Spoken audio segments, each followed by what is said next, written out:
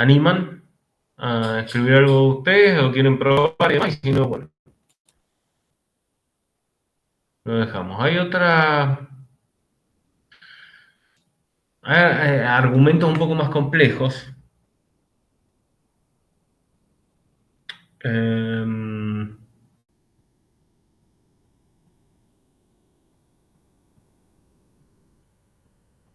Supongamos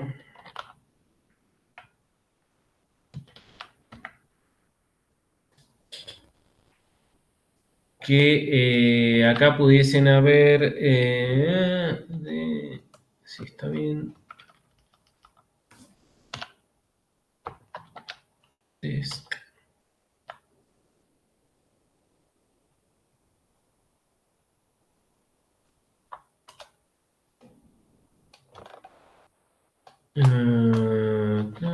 Lo vamos a dejar en opcional, haciendo list. Y acá le vamos a poner una función que se llama número de argumentos igual 2. ¿Qué quiere decir esto? Fíjense que en general nosotros le damos h o host y ponemos un número atrás, que es un argumento. Ahora le vamos a decir que hay dos.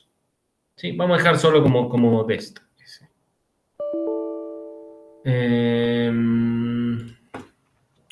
Vamos a sacar estos.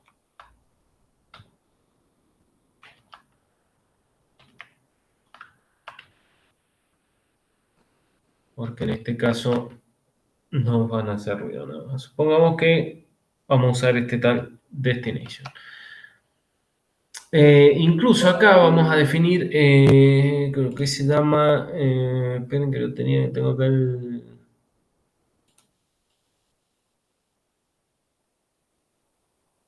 se llama metavar, sí.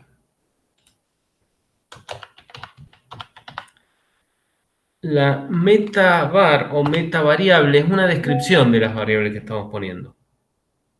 Que en este caso va a ser, ¿saben la diferencia entre una tupla y una lista?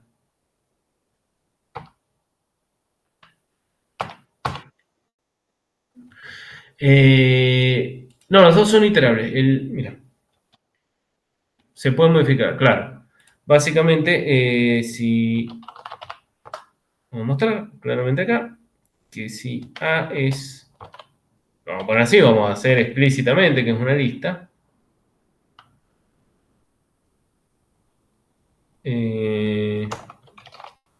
Que quede claro que es una lista de,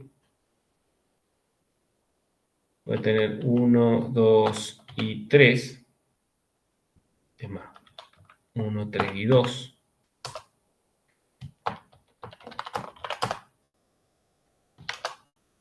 Fíjense que si yo a la lista le corro sort, se me convirtió en 1, 2 y 3.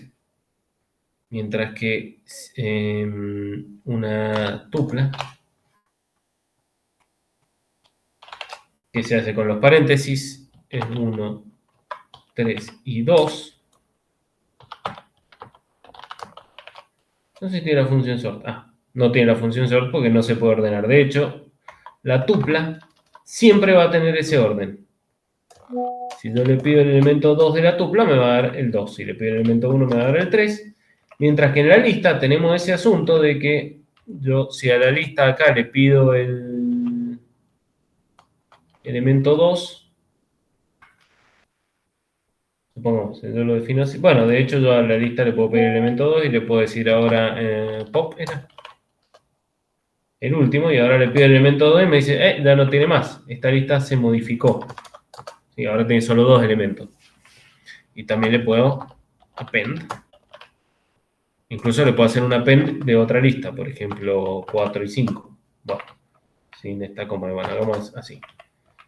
Y ahora tiene más, bueno, tiene, ¿cómo se llama? Más elementos, que incluso es otra cosa. Sí, una tupla va a tener siempre los mismos elementos con lo que se definió, queda fijo, es inmodificable, esa es la idea, es, ¿cómo se dice? No es inmodificable. Bueno, inalterable. Profe. Sí. Estas clases teóricas, el material, ¿dónde lo podemos encontrar?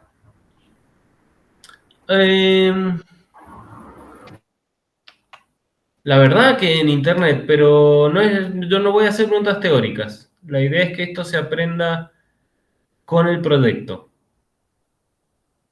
¿Sí? A ver, No, no les voy a pedir teoría. De hecho, si hay 4 o 5 cosas de teoría que les voy a pedir, se las voy a decir cuando hagamos las consultas por el proyecto. Por eso es importante que presenten el proyecto, que tengamos una consulta antes de rendir. ¿Sí? ¿Cuál es el asunto? Esto de lo que estamos hablando ahora es Python en general. Entonces no es, son cosas de utilidad que les estoy diciendo que no son relevantes para el examen. El examen es de computación, no de Python. Pero con esto ustedes pueden, por ejemplo, haciendo cosas como esta, pueden organizar mejor el código y es más fácil después de explicar a la hora del examen. Y acá no es lo mismo poner una lista que una tupla, porque para las metabar esto tiene que ser inalterable. ¿Sí? Eso es lo que piden. De hecho, acá en general esto se hace como mayúscula.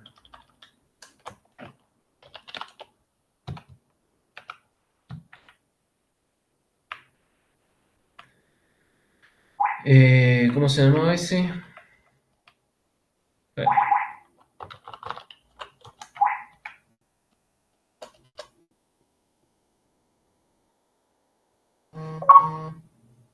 Functions are function. Bueno, claro, es que acá yo le dejé esto como obligatorio, entonces. If args function.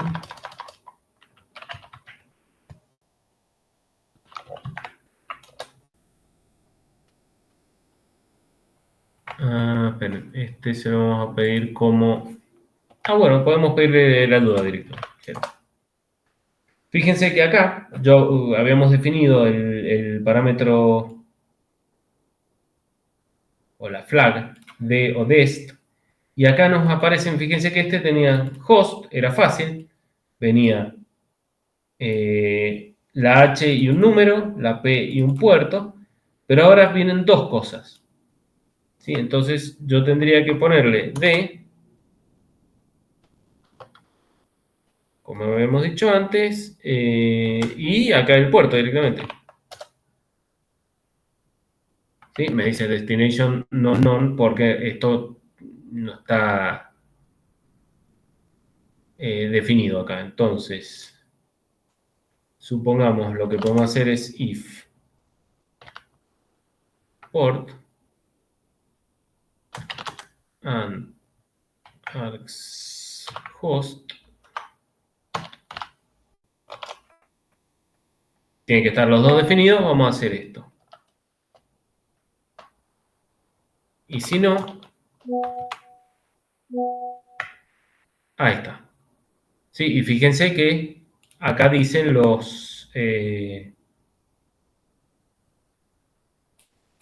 bueno, en el orden inverso. Yo lo quiero en puerto.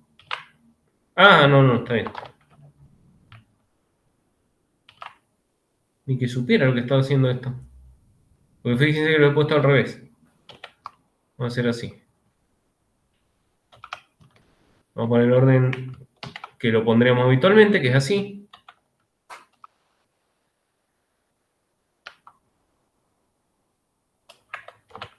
profe, disculpe.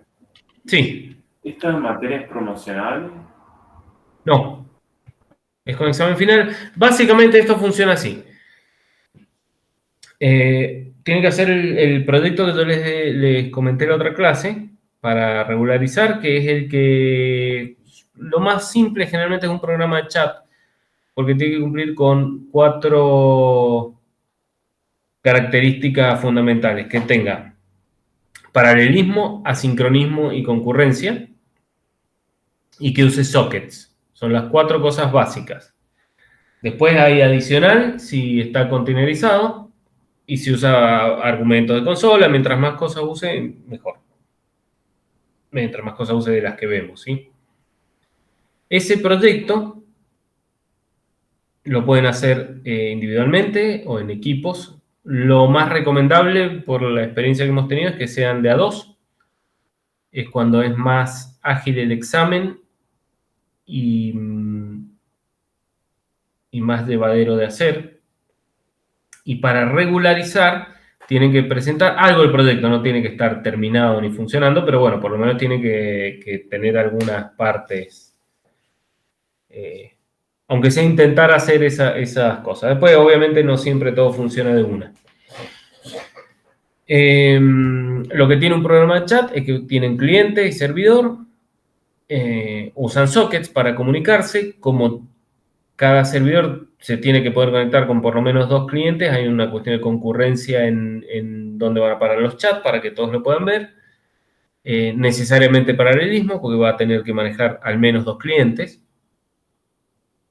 Y no hay otra cosa que funcione asincrónicamente porque van a venir los mensajes por red cuando alguien los escriba, así que cumple eso con todas las características. De todas maneras, los chicos han hecho otras cosas, como había, por ejemplo, un programa que buscaba bibliografía en múltiples fuentes, uno que hacía búsquedas de precios en Chile y en Argentina, en Mercado Libre, Chile y Argentina, y los comparaba, buscaba el precio del dólar, en peso chileno, en peso argentino, y los comparaba en dólares y les daba el producto que ustedes buscaban por la pantalla, y eso lo podía hacer con muchos clientes al mismo tiempo. ¿Qué más teníamos? Un juego de blackjack, que es más o menos lo mismo que una mensajería, pero con condiciones. Uno manda qué cartas quiere, o sea, si quieren más cartas o no, y el servidor les manda todo qué carta salió.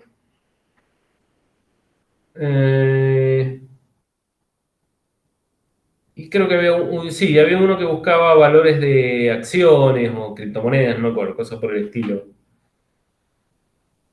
Eh, También todos esos para múltiples clientes. Una vez que uno usa múltiples clientes, que ya tiene que rastrear a un cliente a la vez, se vuelve multitarea. En general eso se hace con hilos. Y cualquier cosa que pida, que tenga pedidos de red, es asincrónico. Sí, esas son algunas ideas de cosas que se pueden hacer.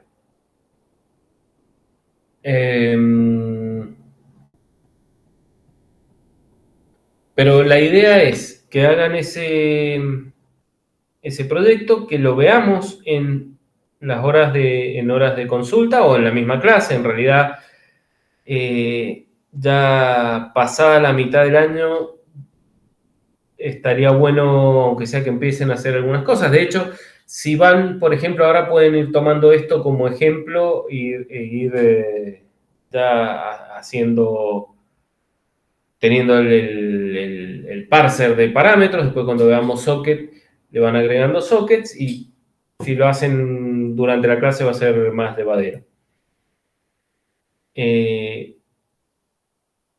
Tenemos horas para hablar esto en clase, que es lo que yo les recomendaría, y si no, después en horas de consulta. De todas maneras, siempre es recomendable que hagamos al menos una consulta antes de rendir, cosa que estemos todos seguros, y sobre todo ustedes estén seguros de que el programa está en condiciones, que tiene lo que tiene que tener, que es suficiente, y entonces vengan a rendir. Eso quiere decir que es suficiente para aprobar.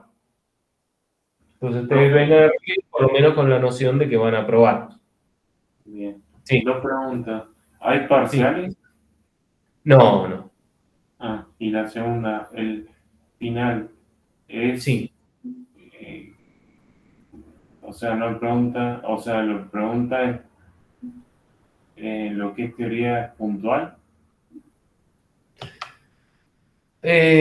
Sí, básicamente. Es la teoría de lo que han hecho, con lo que esencialmente lo van a saber porque la han practicado. No son preguntas teóricas específicas que quiero que me respondan de una manera exacta, sino más bien conceptuales. Por eso la idea es que hagan el ejercicio de hacer el proyecto. A ver, si ustedes hacen el proyecto de a dos y los dos lo hacen, van a necesariamente entender la teoría. De todas maneras, siempre yo me aseguro de que ustedes entiendan lo que necesito que sepan de teoría cuando hacemos las consultas. Yo no tengo ningún interés que ustedes vengan a rendir para desaprobar, no nos sirve a nadie. Pero para eso sí es importante que hagan esta consulta, que es básicamente un preexamen, llamémosle, en el que muchas veces terminan aprendiendo un montón de cosas porque terminan consolidando lo que hemos visto durante la clase. ¿Se entiende cuál es la idea? Obviamente, si ustedes vienen con un proyecto que yo nunca vi y está incompleto y nunca fueron a una consulta, bueno, puede ser que desaprueben.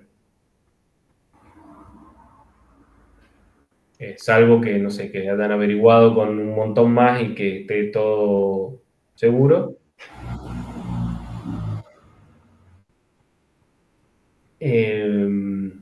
No deberían, la idea es que no tengan problemas para aprobar si hacen el proyecto y si lo vemos y nos aseguramos que al hacer el proyecto han aprendido lo que tienen que aprender.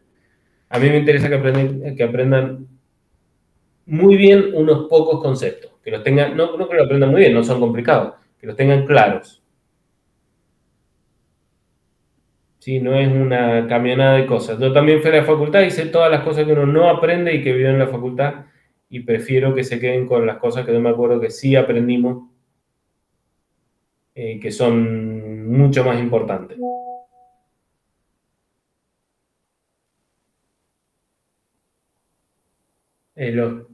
La teoría que ustedes me puedan decir medio recitada, en 2 horas ya no la van a saber más, eso no sirve de nada, es una pérdida de tiempo.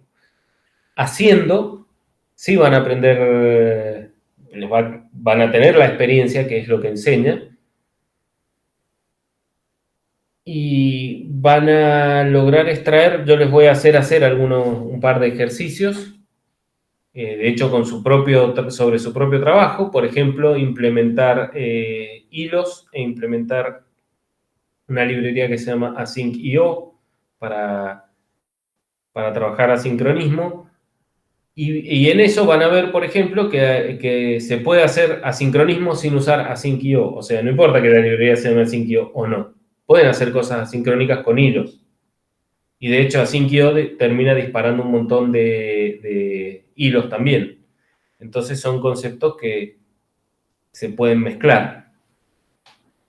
Y lo importante es entender el concepto, no el nombre de la librería. No importa el nombre de las cosas, sino qué hay detrás. Eso es lo que yo quiero que aprendan. Esa es la idea del proyecto y de lo que va a surgir cuando lo hagan.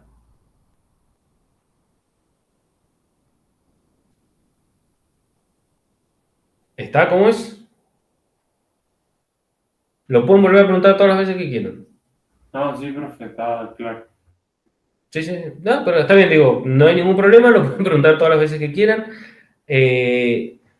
La idea básicamente es que tengamos unas 2 horas de clase y el resto lo usemos para ver estas cosas, para ver dudas, para empezar a ver los proyectos, para que cosas de estas que yo hago acá, que ustedes las intenten replicar, a ver si les salió o no les salió, si se les ocurre alguna otra cosa que quisieran hacer y no funcionó como ustedes esperaban.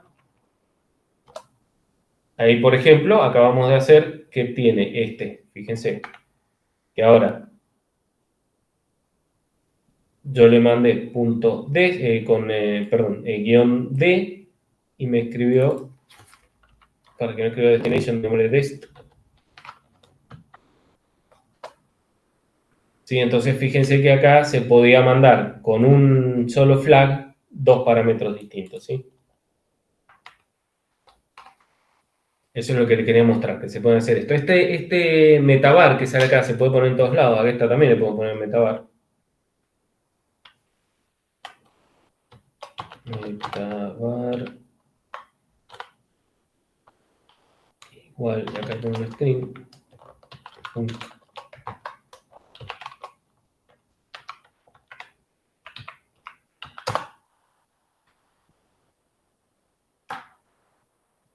Fíjense que acá antes decía function, y ahora yo le puse un nombre específico. Bueno, vamos a borrar, le vamos a poner para que lo vean.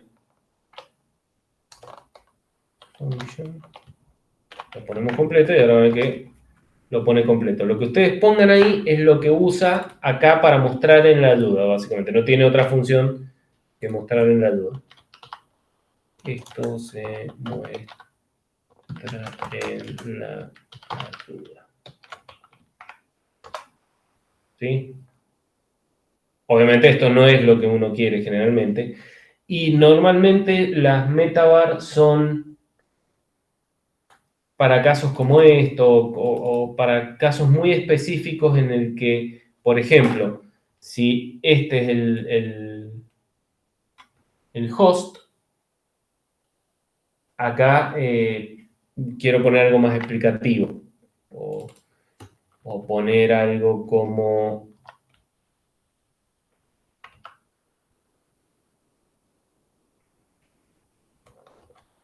Podríamos acá explicar que la función son ping or connect. Por ejemplo, podríamos hacer eso, ¿no? Entonces, cuando pidamos la ayuda, acaba de decir, bueno, las funciones que están disponibles son estas dos.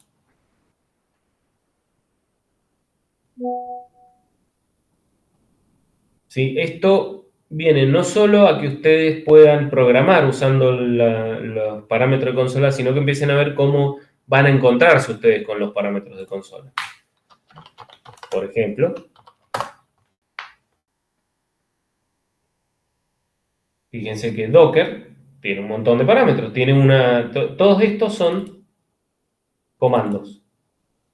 Sí, y fíjense que acá incluso dice una descripción. Eso nosotros también lo podemos poner acá. Creo que se llama description. Template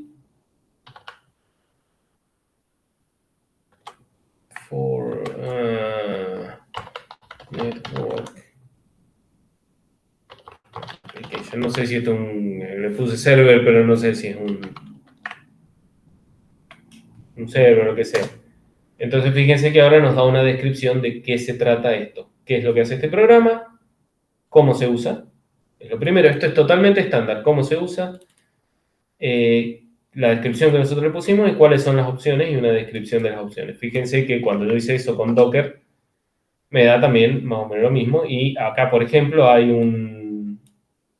una cosa más escrita que te dice, bueno, mira, si podés hacer esto y te van a dar más ayuda todavía. Fíjense que el formato es...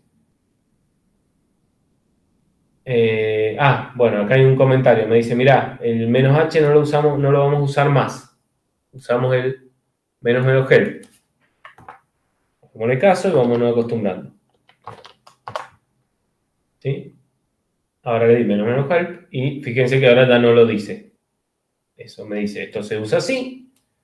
Docker, opciones, que son opcionales, obviamente. Eso quiere decir que está entre corchetes y un comando.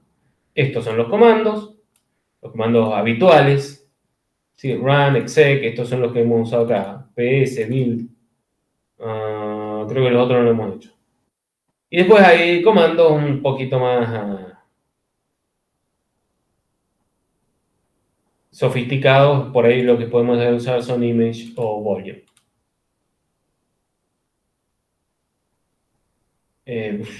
Bueno, después uno se puede unir a contenedores, en fin. Pero fíjense que es el mismo formato, solo que esto tiene una cantidad enorme de comandos y de opciones.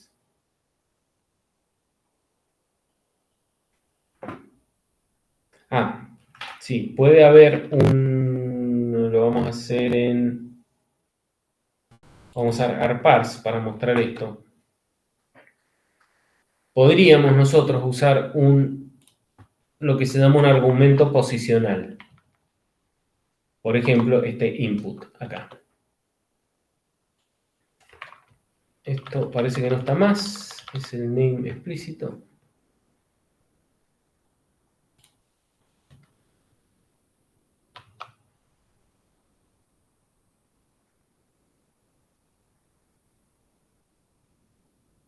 Bien, eso es un argumento posicional y este se llama CLR pass. ¿Está ejecutable? No.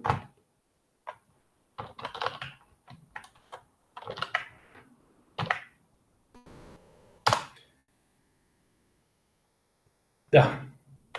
Me dice, acá lo puse como posicional, ¿sí? Fíjense que no tiene los guiones adelante, entonces me dice required no es un argumento válido. ¿Por qué? Porque un argumento posicional es necesariamente obligatorio. ¿Sí? Fíjense lo que me dice acá. Me dice, podés pedir ayuda, podés darle la función. Input no me lo dice como opcional, me dice, está. Y acá abajo me dice, mirá, tenés que poner el input, no podés no ponerlo. Entonces, bueno, ahí ponemos ¿sí? Y le puedo poner count words, como lo habíamos hecho antes, ¿sí? Pero ahora el argumento foo es obligatorio. Y ya no le tengo que decir que es i. Ese va así, los posicionales van en orden. ¿Sí? Igual que en las funciones de Python.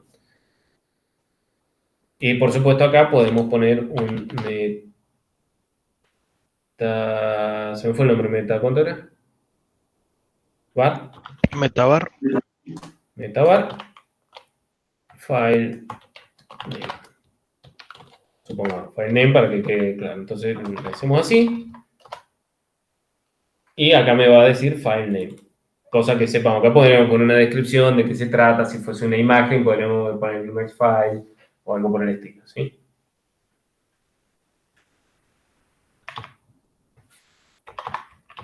Obviamente eso no afecta el funcionamiento.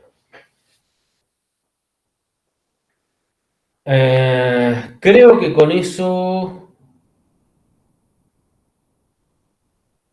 tenemos básicamente los grupos de argumentos no los vamos a ver ahora ni los van a usar.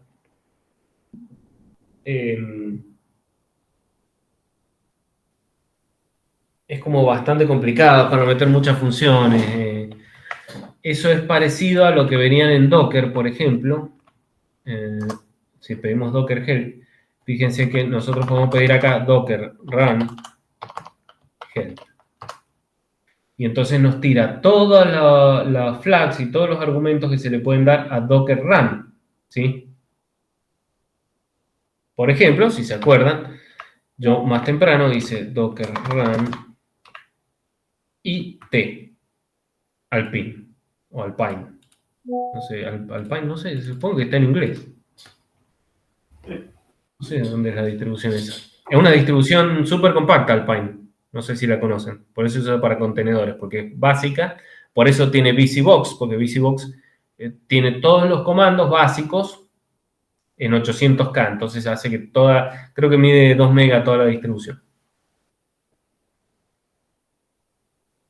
Es muy chiquito. Entonces, bueno, cuando uno tiene run, acá hay una serie de argumentos que no son los mismos que si uno le pone otra cosa acá. Entonces ahí es donde se usarían los grupos de argumentos. No es algo que vayan a llegar a ustedes por lo pronto y ciertamente no lo recomendaría para el proyecto, no veo que tenga ninguna utilidad. Vamos de a poco. Y acá está, ¿qué quiere decir? Menos i, quiere decir interactive, que quiere decir para que tenga una stdin. Ya vamos a ver bien que ¿saben qué es stdin y stout?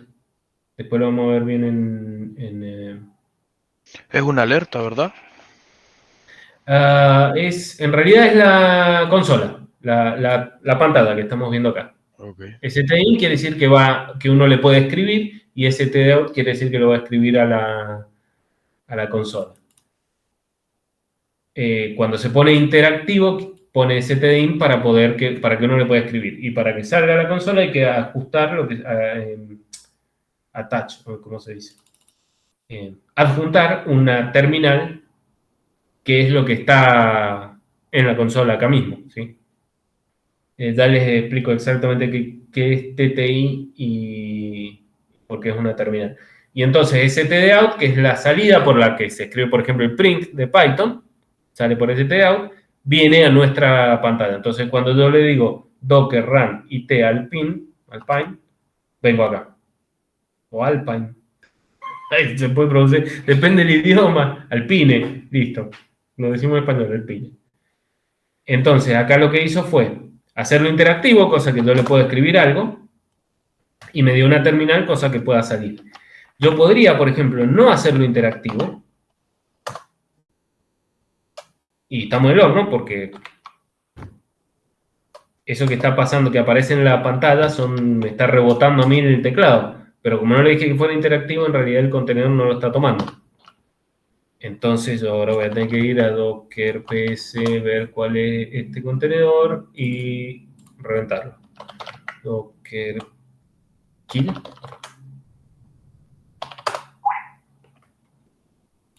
Sí, bien. Y ahí lo sacamos. Sí, entonces le tengo que dar el ítem. Pero sí podría ser, por ejemplo, bin ls. No necesito que sea interactivo porque no le voy a dar nada, simplemente voy a ejecutar ls dentro del Alpine. O el Alpine, entonces agarró, lo ejecutó. Alpine dijimos. Me voy a acostumbrar a decirle Alpine. Le digo al Alpine, lo quiero con un terminal porque va a ejecutar algo, entonces dámelo el terminal. No sé si, creo que si uno le manda un comando es automático. Ah, no, miren. Acá simplemente hizo, esto es un logueo, acá escupió el texto, como salió de la línea de comando, mientras que acá tengo un terminal que ya tiene colores y todo eso. El terminal es una función especial.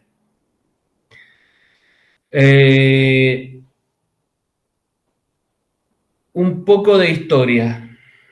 TTI.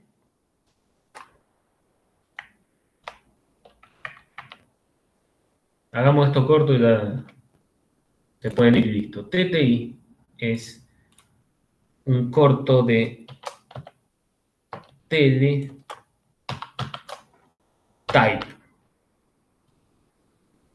Teletype. Acá hay paletas.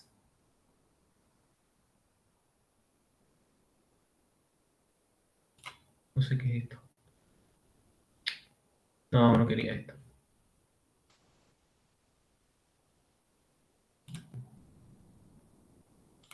Que no. Bueno, no importa.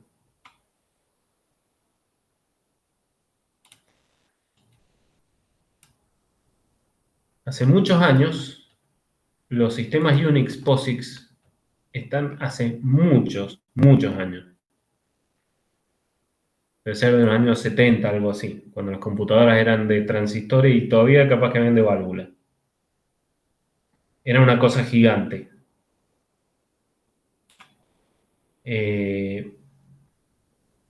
Cuando digo gigante... Uy.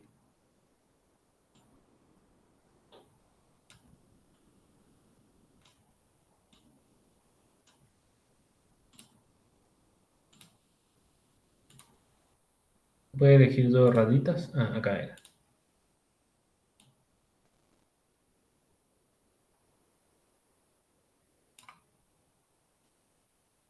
Esperen, déjeme ajustar esto. Cuando digo que era gigante,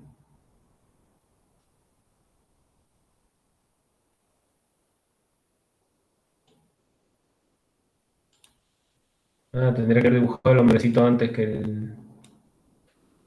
el servidor. Quiero decir que era gigante de este tamaño. Era una máquina más grande que una persona.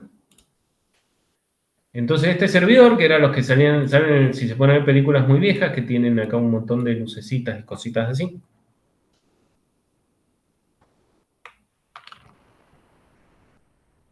Oh, me lo llevó a cualquier lado.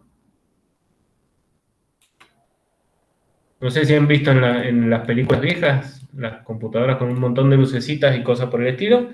Bueno, estas son lucecitas, digamos. Y deberían haber un montón. Así, por todos lados. Estos se prendían y se apagaban porque indicaban el estado. Y lejos, en otro lado,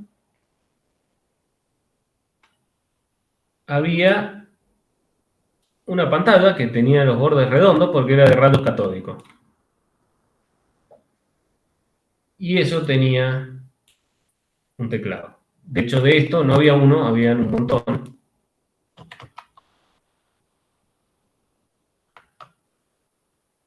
Y todas estas se conectaban a esta computadora que habrán escuchado nombrar como mainframe alguna vez, supongo. ¿Han escuchado hablar de un mainframe? Esto era así. Estas computadoras, estos terminales, estos son los terminales, tenían básicamente ninguna capacidad de cálculo, era un puerto serie con una pantalla que escribía caracteres y un teclado que tomaba caracteres. Cada vez que uno escribía el teclado, por el puerto serie se iba una serie de bits hasta acá, y esta máquina devolvía el carácter que tenía que escribir en la pantalla. Se llamaba teletype porque no escribía de lejos al servidor. Y acá había un sistema operativo bastante sofisticado, con múltiples usuarios, con 16K de RAM, que manejaba un montón de datos. Probablemente corría, no sé, como a 1 o 2 MHz, y podía hacer un montón de cálculos para esta gente que estaba acá. Ese concepto, esa arquitectura, quedó y está hoy en estos dispositivos.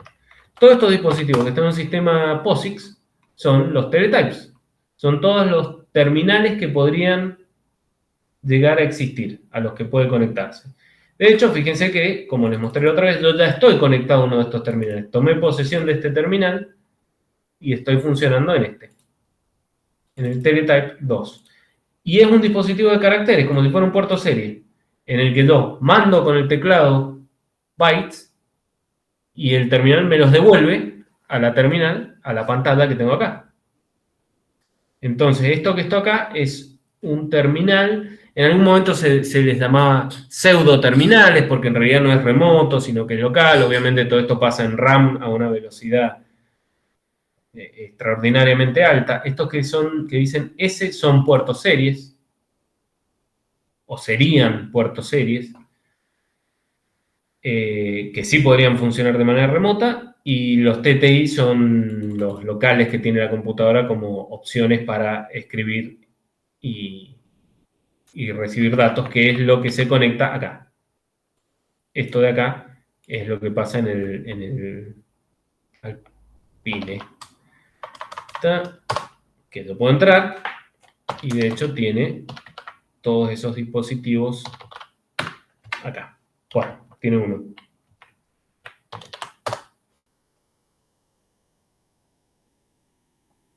A ver. Sí, tiene uno solo. O sea, tiene el que estamos conectados.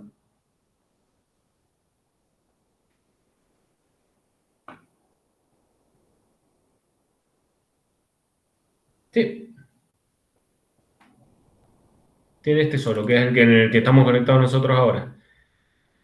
Después vamos a ver estos estándar input, estándar output y estándar error que les mencioné, que también son cosas que van a parar a terminar siempre. Eso ya lo vamos a ver en el futuro.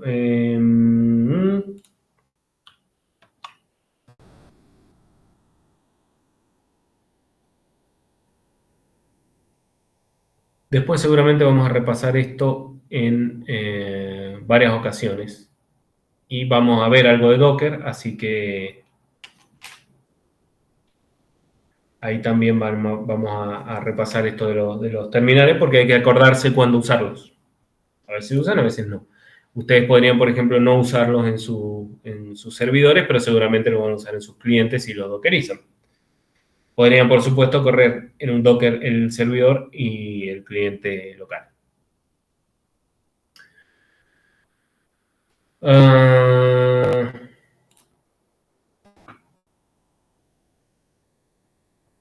Creo que es suficiente.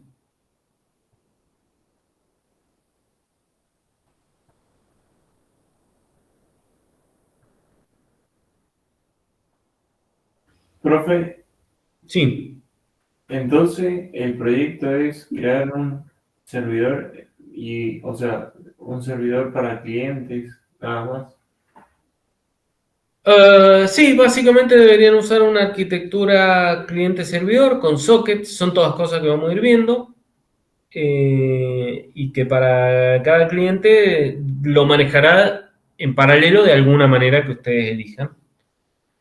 Y obviamente, como nunca saben cuándo se va a conectar un cliente, hay ahí un asincronismo intrínseco, inevitable. Bien. Eh, Y la otra, vamos, sí. o sea, con eh, vamos a usar Python en Linux. Lo pueden usar en Windows. Yo recomiendo usarlo en Linux. Lo Ah, pueden usar en Windows. Si tienen Windows, en realidad lo recomendable, yo les diría que se van haciendo la idea de usar WSL, porque estoy viendo que el Windows se está yendo para allá. Incluso ya los entornos .NET corren en WSL. eh, Visual Studio Code se integra muy bien en WSL, entonces ya uno empieza a sospechar que Microsoft en cualquier momento va a estar corriendo. Es más, viene PowerShell para Linux, imagínense. Eh, Me parece que Microsoft va a abandonar sus propios kernel y va a empezar a usar un Linux con cara de Windows en cualquier momento. Así que, y además, a la hora de trabajar, nada de esto se despliega en un Windows. Todo va a desplegar a un Linux y totalmente headless, o en todo caso con algún terminal o algo así. Pero en DigitalOcean o Amazon, nunca van a ver un Windows. De hecho, no van a ver más que alguna interfaz web o alguna interfaz de consola para manejar la infraestructura, eh, pero ni siquiera corre Windows, así que yo les diría que aprovechen la oportunidad para irse alejando un poco de ahí. Tengo otra compu acá, si quieren, les muestro un poco la historia del asunto del WSL. Déjenme que me conecto. Esta tiene Windows, no es mía, pero bueno, parte del trabajo. A veces, a veces pasan estas cosas.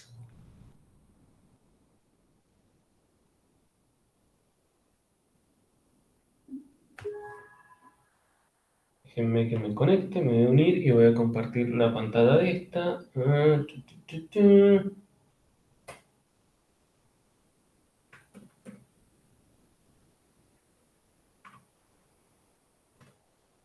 A ver, esperen, voy a meter la mitad mano. JFF.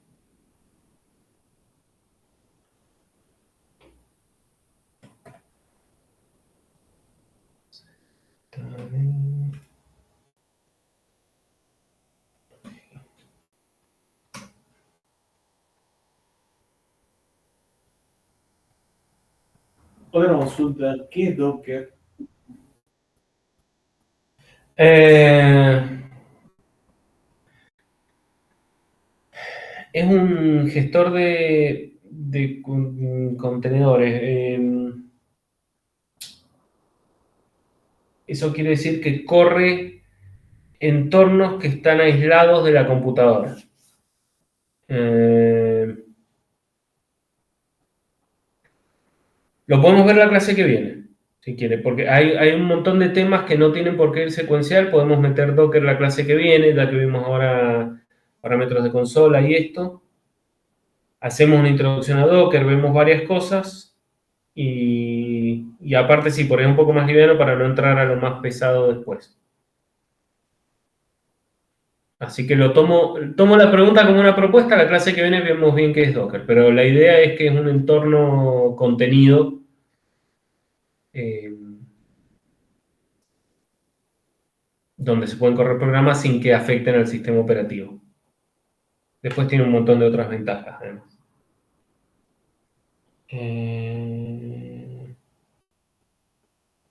¿Sería un marco de trabajo? ¿Cómo? ¿Sería un marco de trabajo?